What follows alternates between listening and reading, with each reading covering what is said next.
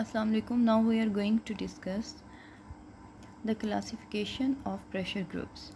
We can classify the pressure groups into various categories such as classification according to aim and classification according to the strategy. First of all, if we look towards the classification by aim, तो इसमें हम ये देखते हैं कि basically AIIMS क्या हैं उस प्रेशर ग्रुप्स के। फॉर एग्ज़ाम्पल इसमें हम फर्दर कैटेगराइज कर सकते हैं प्रेशर ग्रुप्स को। फॉर एग्ज़ाम्पल सेक्शनल ग्रुप्स हैं, कॉज ग्रुप्स हैं। Firstly if we talk about the sectional groups, हम इसको इंटरेस्ट ग्रुप्स भी कहते हैं। They represent the common interest of a particular section of society. तो इसमें सोसाइटी के किसी ख़ास सेक्शन के कॉमन इंटरेस्ट को जो है रिप्रेजेंट किया जाता है। मेंबरशिप इज़ ऑफन क्लोज्ड और रिस्ट्रिक्टेड। जो ऐसे सेक्शनल प्रेशर ग्रुप्स होते हैं उसमें मेंबरशिप जो है वो क्लोज्ड होती है, यानी हर इंसान उस प्रेशर ग्रुप का हिस्सा, उस ग्रुप का हिस्सा नहीं बनता। फॉर एग्ज़ाम्पल अगर हम प्रोफेशनल ग्रुप्स को देखते हैं तो मेडिकल एसोसिएशंस का हिस्सा सिर्फ डॉक्टर्स होंगे, उसमें इंजीनियर्स या लेबर्स या किसी और फील्ड के लोग जो हैं वो उस ग्रुप का मेंबरशिप नहीं ले सकेंगे। तो अगर हम इसके फ़ीचर्स की बात करें तो हम इसमें देख सकते हैं कि first of all these interest और sectional groups advance the interest of its members, यानी ये अपने जो मेंबर्स होते हैं उनके जो इंटरेस्ट होते हैं उनकी प्रमोशन करते हैं या उसकी एडवांसमेंट में इम्पॉर्टेंट रोल प्ले करते हैं। ठीक है। सेकेंडली मेंबरशिप जो है वो इसकी लिमिटेड होती है, जिस तरह से अभी हमने बात की थी कि लाइक मेडिकल एसोसिएशन है या ट्रेड ग्रुप्स हैं, तो इसमें वही रेलिवेंट जो मेंबर्स या लोग उसका हिस्सा बनेंगे। Now second category is cause groups. These groups exist to advance a particular idea, value और principle। ये ग्रुप्स जो होते हैं ये मखसूस आइडियाज़, वैल्यूज़ और प्रिंसिपल्स जो होते हैं उनकी प्रमोशन या उनकी एडवांसमेंट के लिए काम करते हैं। कॉज ग्रुप्स जो होते हैं इनकी ओपन मेंबरशिप होती है। अब इसके साथ साथ आप इसको डिफ्रेंशिएट भी करते जाएं कि अभी हमने जो इंटरेस्ट ग्रुप या सेक्शनल ग्रुप्स में बात की थी उसमें हमने ये कहा था कि मेंबरशिप जो होती है वो रिस्ट्रिक्टेड होती है, उसी स्पेसिफिक रेलिवेंट मेंबर्स जो होते हैं वो उसका हिस्सा बनते हैं। लेकिन यहाँ पर जो मेंबरशिप, क्योंकि वैल्यूज़ की बात है, आइडियल्स की बात है, प्रिंसिपल्स की बात है, तो इसकी मेंबरशिप जो होती है वो रिस्ट्रिक्टेड नहीं होती बल्कि ओपन मेंबरशिप होती है।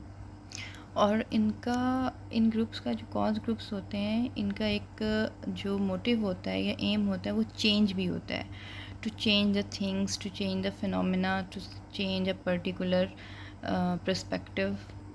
और यहाँ इन स्लाइड्स में आप इनका डिफरेंस देख सकते हैं, इंटरेस्ट ग्रुप और कॉज ग्रुप का जो डिफरेंस होता है। फॉर एग्जांपल इंटरेस्ट ग्रुप्स जो हैं उसमें they defend the interest while cause groups promote a specific cause. Interest group में मेंबरशिप जो होती है वो क्लोज्ड होती है, रिस्ट्रिक्टेड होती है, हर कोई हिस्सा नहीं बन सकता बल्कि जिसका उस रेलिवेंट इंटरेस्ट होगा वही उसका हिस्सा बनता है। लेकिन कॉज ग्रुप क्योंकि मॉरल कंसर्न्स होते हैं इसलिए ओपन मेंबरशिप होती है।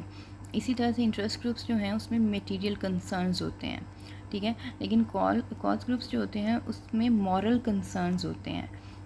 यानी मटेरियल कंसर्न से मुराद ये है कि किसी ख़ास ग्रुप की या किसी सेक्शन ऑफ सोसाइटी की बेनिफिट की बात की जाती है, लेकिन जो मॉरल कंसर्न से मुराद ये है कि ब्रॉडर लेवल पर सोसाइटी के एज अ होल जो है वो उन कंसर्न्स की बात की जाती है। अब ये जो कॉज ग्रुप्स होते हैं इसकी भी सब कैटेगरीज़ हैं। For example sectional cause groups, ये किसी protect a section of a society, किसी सोसाइटी के किसी सेक्शन को प्रोटेक्ट करते हैं। जैसे कि होमलेस पर्सन्स जो होते हैं उनकी हेल्प के लिए जो ग्रुप्स बनते हैं, जो लोग उनकी मदद कर रहे होते हैं, ज़रूरी नहीं कि वो सारे खुद भी जो है वो होमलेस हैं। यानी सेक्शनल कॉज ग्रुप में किसी ख़ास सेक्शन ऑफ सोसाइटी या किसी ख़ास प्रॉब्लम को एड्रेस किया जाता है। उसके बाद एटीट्यूड कॉज ग्रुप है, इसका बेसिकली मकसद जो होता है वो aim to change people's attitude towards a particular issue.